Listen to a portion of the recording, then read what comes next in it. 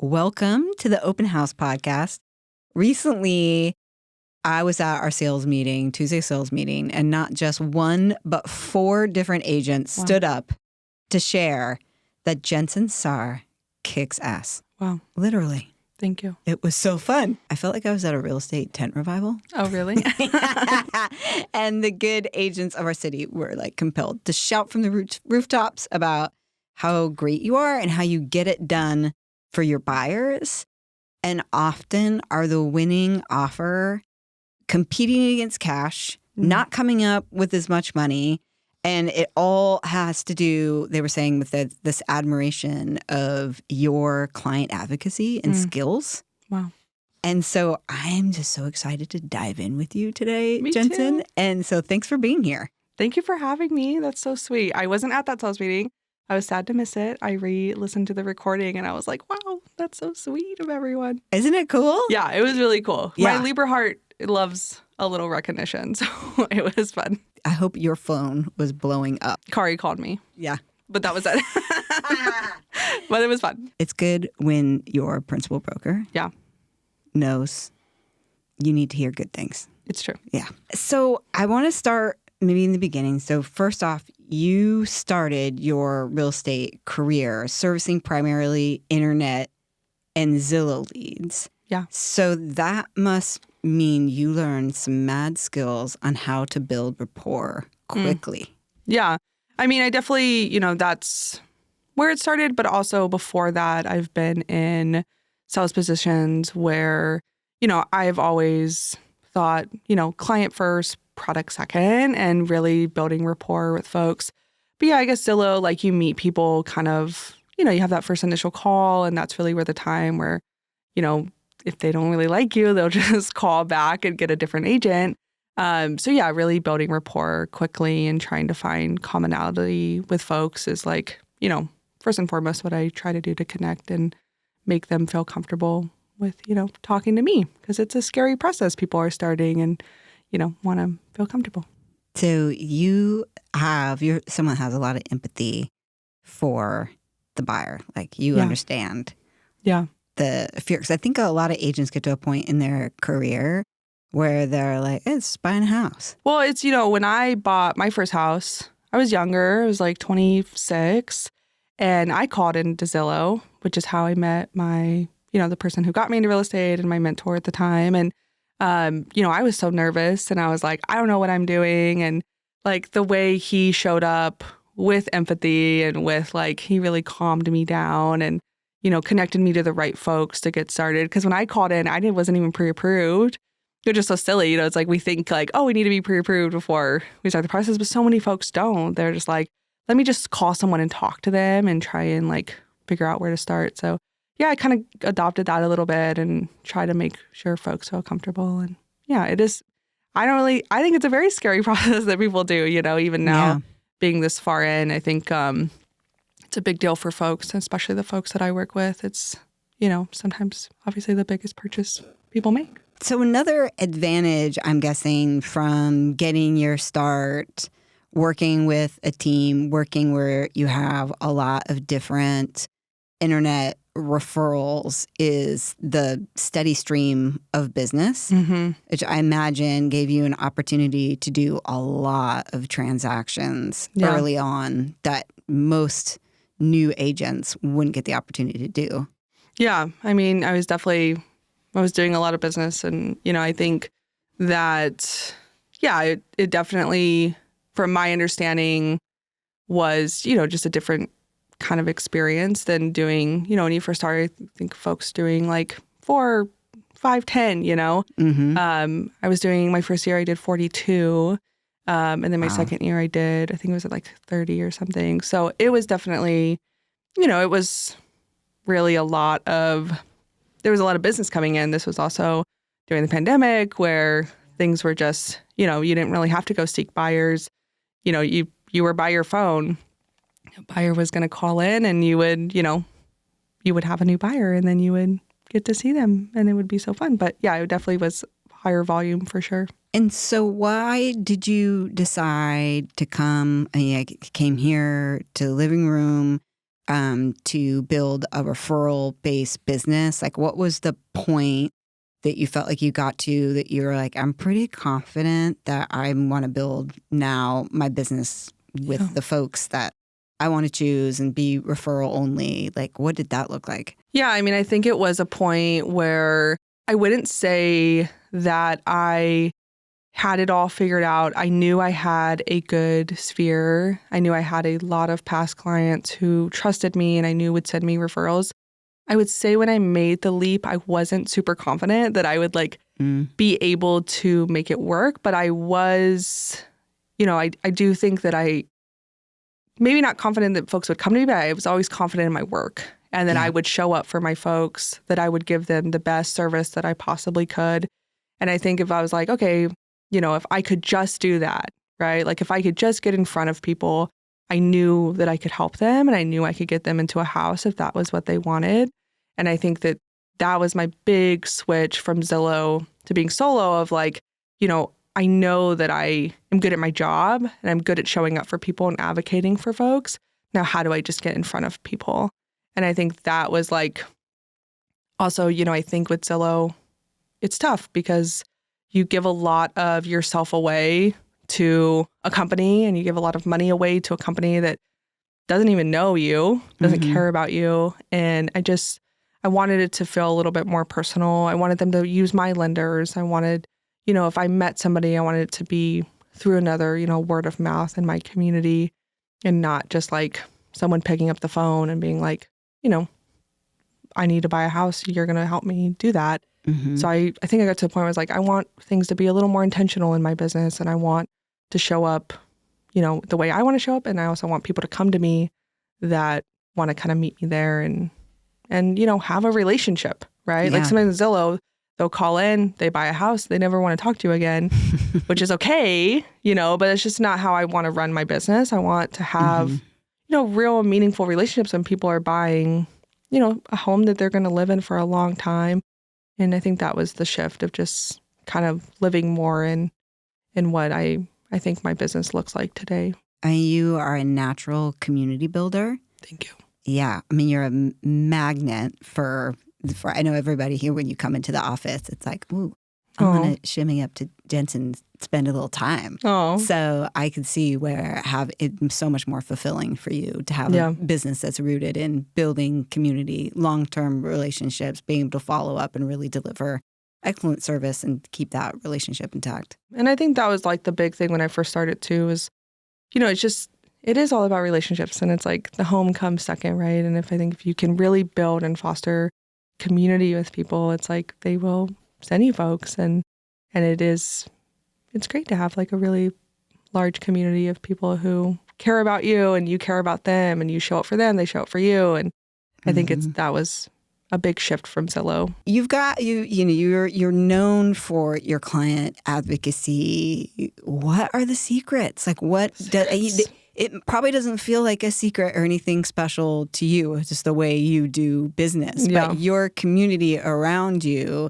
is saying, this is the agent you have to talk to about getting their buyers into contract. So I would imagine one of the items has got to be really good communication with the other agent to be able to advocate for your client. What does that look like? Yeah, I mean, I think that I call the other agent on the other side a lot. But I think the advocacy part of, I know my clients well. And, I think that goes into, I know what their cats' names are. I know where they grew up. Like, I really do care about my folks. And I just convey that to the listing agent of like, hey, look, like, like the last one I just got, I was like, hey, look, these are teachers, right? Like, I know we're not the highest. I know that like we can't go up any further, but here's all the reasons I think you should go with us. And here's the reasons why they're going to love this house. And I think just really conveying that and also just like, I really make sure I know when the deadline is and I know when they're talking to their client. And then I know like, 10, 20 minutes after they talk to their client, I will reach out and be like, hey, how are we looking? Like, do we need to do anything else? Are we on top? And just making sure that I'm, staying in contact every step. And I think that has gotten me a really long ways with folks because they do, when I'm on the list side, people just send an offer. I don't even know who they are. Mm-hmm. And I think it goes such a long way for folks if you are making those calls. I almost lost one a couple weeks ago. They were like, paper, we're about to send out acceptance offer for someone else. And I was like, hey, look, like, let me just call my folks one more time and see if they're able to adjust. They were able to go up a little bit more and we ended up getting that house. And I think if I hadn't made that call, and I was in goodwill, Yeah. I was thrifting and I was like, I'm just going to call. Like, I knew she was talking to them at 2. I called at 2:15 and we ended up getting the house and it's like their absolute dream home. And if I hadn't made that call, the papers would have got sent out to the other buyers. So Yeah. I think it's just communication and expressing to other people who my clients are and how I prep my folks for the home buying process of like, these people are well prepped and they know what it takes to purchase a home. They know what inspections look like. I've already pointed out 80% of things that could come up during inspections. Obviously, there's things I can't see.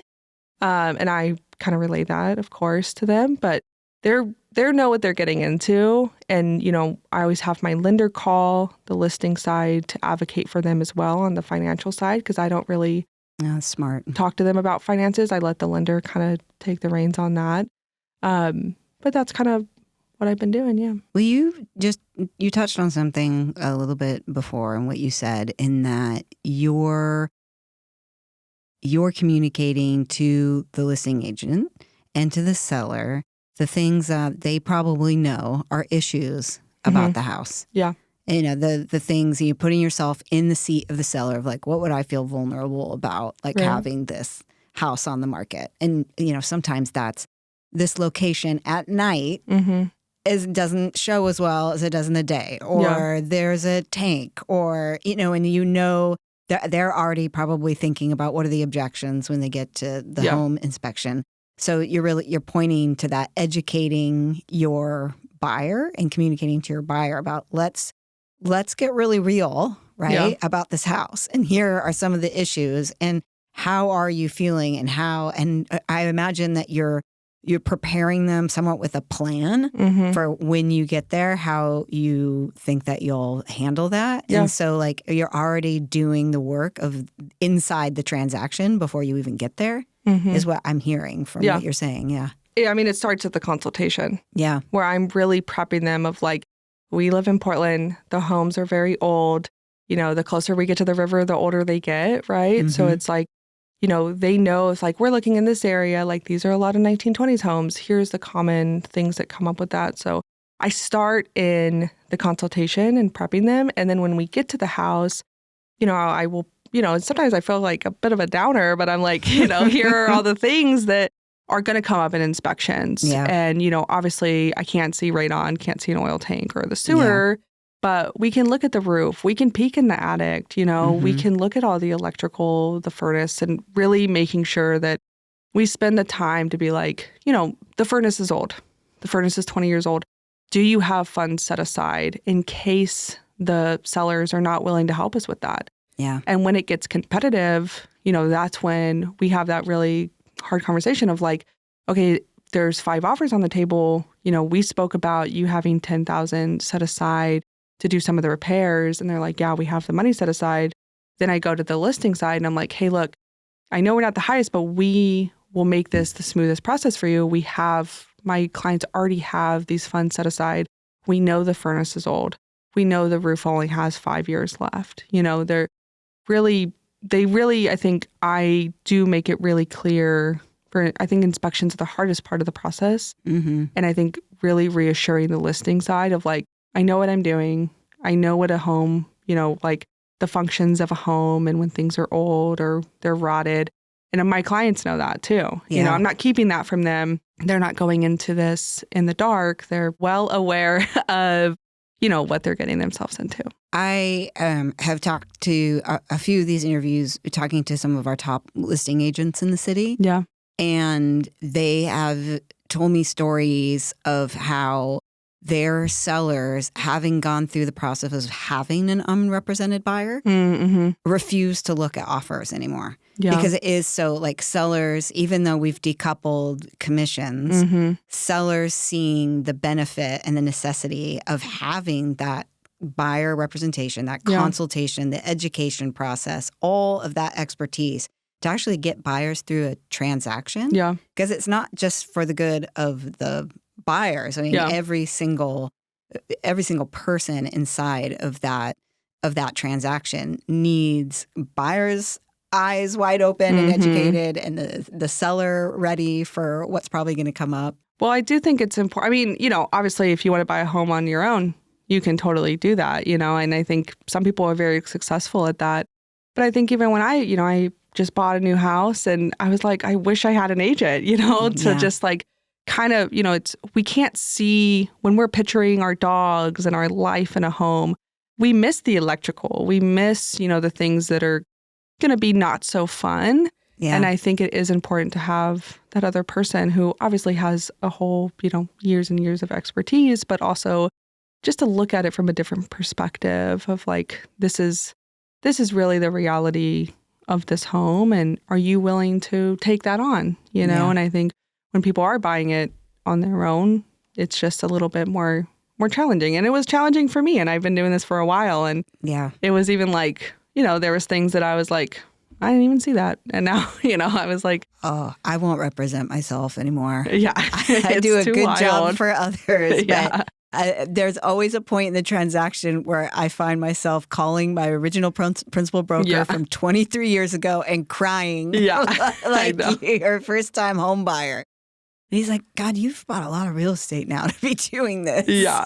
No, it's like stressful. It's really stressful. It's nice sometimes to like put it on another person and be like, I'm really stressed. Can you just figure this out for me? And I think, that's why we have jobs as well. So it's good, What else do you think is been really key to your success with getting your buyers ahead of the line on these offers and getting these acceptances? Like, how do you beat cash with a financed offer? Like that was something a lot of the agents were talking about. I mean, I do think, I think it starts with the consultation. Yeah. My folks are just well prepped. And I think that when we have 3 days to make decisions, they've been thinking about this for weeks already. So they make quick decisions. We're able to adjust quickly if we need to. And when we are beating cash, I think the one there was like 4 in the last couple months that I think 2 or 3 of them were cash that we beat out. And we're waiving our appraisal usually, or we're getting an appraisal waiver if they have enough down. But I think really what does it for folks is sometimes people that are cash, they're a little too cocky on the buyer side. The agent's just a little cocky and they send cash, they don't call, they're just, and I think a couple of those, they didn't feel like they had the rapport built. Also, I'm building rapport with the agent, and a big part of my job is for that agent to like me and make sure that they know that I'm good at my job. They know that I'm going to take this to the finish line and I'm going to try and make it as smooth as possible. Obviously, anything could happen, but I think sometimes with cash, they'll just send in the offer and they'll be like, well, it's good enough, we're cash. But I've already, I also try, and they don't have any offers on the table. I'm fine being first in. I'm not a person with my folks, if they're willing to wait until, 10 minutes before. One of them did send it in pretty, like the deadline was at 5. They sent in the offer at like 4:50. Yeah. So, and another one that we beat out cash, I didn't think we were going to. And that was just on the seller's decision of, I felt like I did everything I could and my folks felt like they did everything they could. And I was like, we all go to sleep tonight. We all feel good that we did our very best here and we lose it. Then that's all we could really hope for. And they ended up going with us. But yeah, that one was a little bit shocking. I didn't think we were going to beat out cash there, but I think it's mostly the appraisal. I also think as a seller, when you sit down, there comes a certain point where the dollar amount almost becomes intangible. Yeah. Like it's, okay, there's a little bit of difference here, a little bit of difference there, but people start immediately thinking about like, this is my home. Mm-hmm. You know, my cat's buried in the backyard. My best friends live next door. Yeah. Like who do I want to steward this legacy of a home that I might have sweat and tears, renovated? Yeah. Like who gets it? Yeah. Right. There's an emotional attachment that people want to kind of pass off that relationship somewhat to somebody they think is going to be a good steward. They do. And I think some of the hardest transactions I've had are the folks that have no ties to the house. Because I'm like, what strings do I pull here? It's like, my folks will be like, oh my God, we're going to we love this tub. And there was one that was like a very beautiful basement. They did this incredible Japanese style, shower and tub and bathroom. And when they wrote their letter, they put that in there of and I think that really helped, right? Of we love your style. We're not going to come in here and change everything. And I think that's really helpful.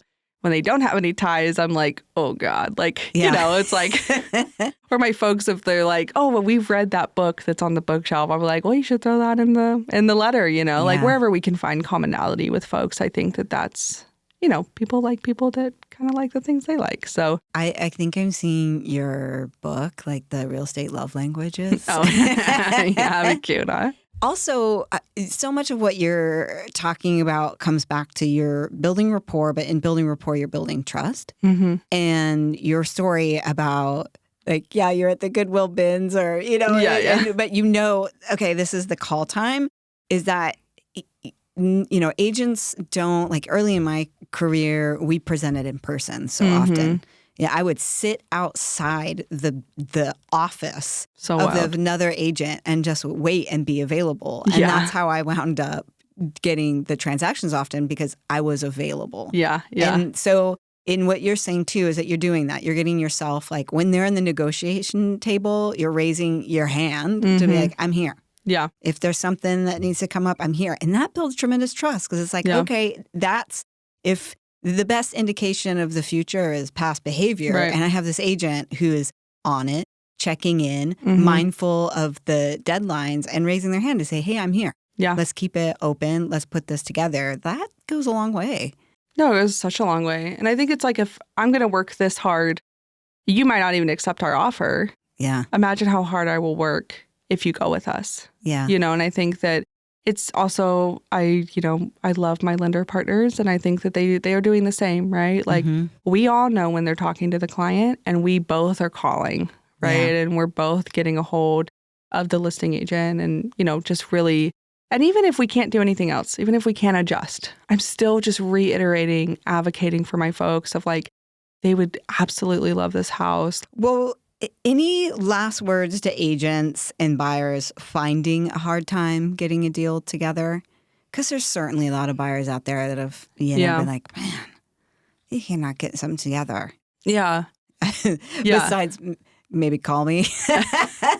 Well, I don't know. I was at dinner with some friends the other night, and they work with, they're one of their close friends was working with another agent in town, and great agent. They have written 15 offers and they just can't make it work. And I think, it is a team effort, right? We're all together in it. And I think the deals that I've had a hard time making working, I didn't prep them well enough in the beginning before we even started looking at homes. And I think that was something I had to learn early on of I take a lot of time in my consultations. I make sure that they're really well educated and they know what they're getting into. And the times I haven't, that I've just been busy and I'm so nice to meet you. Let's go look at homes. Those have been some of my hardest transactions, because they're not prepped. They're not ready if it gets competitive, and they haven't even thought about doing anything around inspections, appraisal, price, earnest money. So it's all so fast and new that it just makes it harder for everyone. So I would say if people are having a hard time getting a deal together, I would say definitely work on the consultation. And then also, just building rapport with other agents in town and making sure people know who you are. And, I do a lot of events. People know me. People know that I do good business, and I make sure that, any chance I get, to, speak to other agents, I try to, and make sure that good reputation. Yeah. I mean, it means the world, right? It does. That's what we have. So can I just ask you, what are a few things you do to foster agent relationships? Because I know when I first got into the business, I was in my early 20s. I look back and I am embarrassed now because I really didn't understand why I should be making friends with other realtors. Yeah. Because I'm like, well, I like to find clients, but why? Yeah. And I felt like I didn't have a lot in common. Yeah. I just felt like, and then, a few years in, I realized, oh, yeah, these relationships are how you get the deals done. Yeah. And you start building rapport with folks and you start to get to know the agents that almost always have the listings that your buyers want, right. or vice versa. Yeah. So what are some of your favorite ways to build rapport with agents? I mean, do you go see open houses, broker tours? Yeah. Yeah. I mean, I definitely think when I first started, a lot of my friends were agents, which that's not how you get business. So, and it's not all about business, but I would say that I don't have a lot of close friends who are agents, but I have a lot of people that know if they invite me somewhere, I'll show up. If they need help with an open house, I'll show up.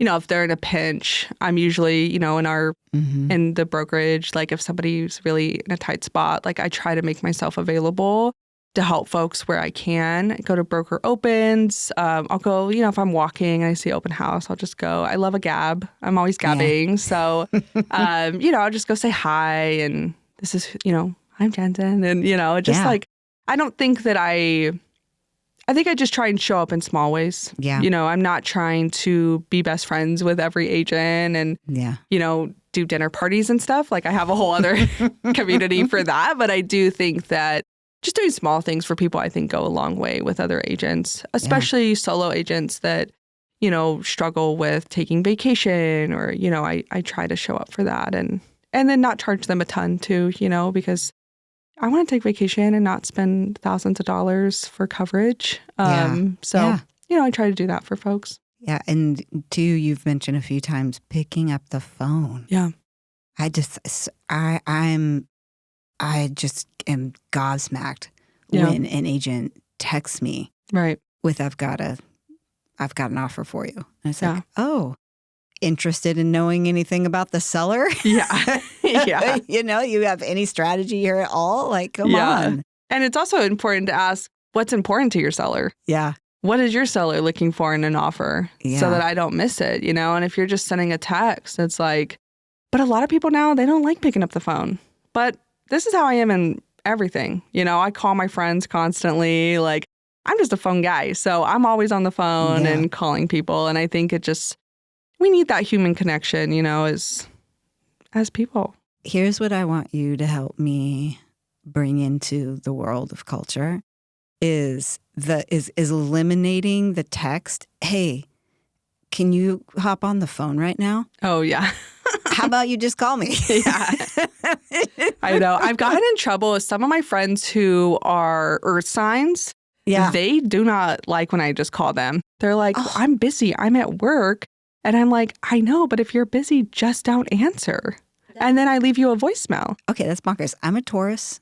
Okay. Double Taurus. Some of them are. And I'm like, call me so much quicker. So much quicker. Me scheduling us for a quick call? Nuts. No, just call. I know. And I think it's good to know who you can just call. And then the people you're like, some people, they really don't want to be called when they're at work. And I'm like, okay, well, I'll call you at 5:30 then. Yeah. I'll just wait all day. Yeah. But I've got a letter coming to your front desk. Yeah, I have my little carrier pigeon. Yeah. That's going to drop off my letters. Hey, whatever works. Yeah. Okay, well, we just can't do that anymore. We just have to call people. Okay. Well, I'm calling you. We're going to get done with this. I'm calling you. Okay, cool.